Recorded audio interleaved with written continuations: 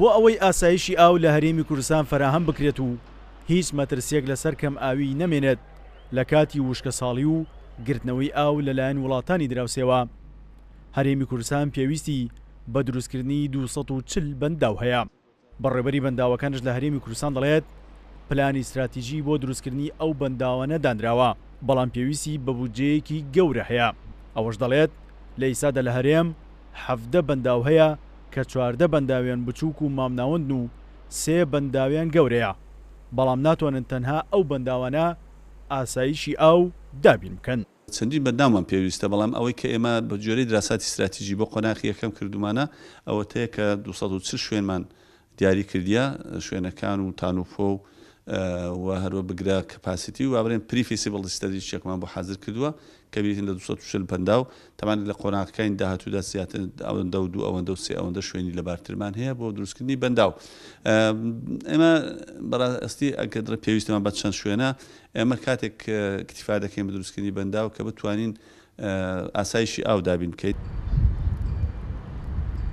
ئەگەرچی حکوومەتی هەرێمی کوردستان لە مەترسی کەمبوونەوەی ئاو لە هەرێم بە ئاگا بوو هەوڵی بۆ دروستکردنی 17 بەنداو خست بۆ گەڕ بەڵام قەیرانی دارایی ڕێگر بوو لە جێبەجێکردنی پلانەکانی حکوومەت و کارکردن لە بەنداوەکان ڕاگیران تەنها چەند بەنداوێک نەبێت ئەوە شوکو بەڕێوەبەری گشتی بەنداوەکان دەڵێت بە سستی کارەکان تێیدا بەڕێوە دەچێت 17 بەنداوی ماوە بە قەیرانی دارایی دووسەیەکیان هەڵ زۆر بە خەفیفیش دەکا نزیکەی 30 تا 40 بەنداوێکیمان دراسات و زاینمان ئامادە کردووە لەوانە 18یان بەنداوی گەورن کە چواریان لەژێر جێبەجێکردنان هەچار دەکەیت کە چاوەڕانین کە بەهۆیەک لە هۆیەکان چ PPP بێ خۆ قەرزی درێژخایەن بێ بە مستیسمار بێ ئەوە دروستکرێ بە هیوای ئەگەر حکوومەتی تازە بتوانێت ئەو بخاتە بەرنامەی خۆی بۆی بتوانین ئێمە دڵنیایی بدەینە هەرێمی کوردستان بۆ کە لە داهاتوودا تووشی قەیرانی کەماوی نابین هەرێمی کوردستان بۆ تەواوکردنی ئەو 17 بەنداوە پێویستی بە 500 تا 600 ملیۆن دۆلار هەیە بۆ تەواوکردنی هەر 240 بەنداوەکەش وەکو لە پلانی استراتیژیدا ئاماژەی بۆ کراوە پێویستی بە 8 میلیارد دۆلار هەیە بەڕێوەبەری بەنداوەکانش لە هەرێمی کوردستان دەڵێت دابینکردنی ئەو پارەیە لەلایەن حکوومەتەوە کارێکی ئەستەمە و هەوڵ دەدەین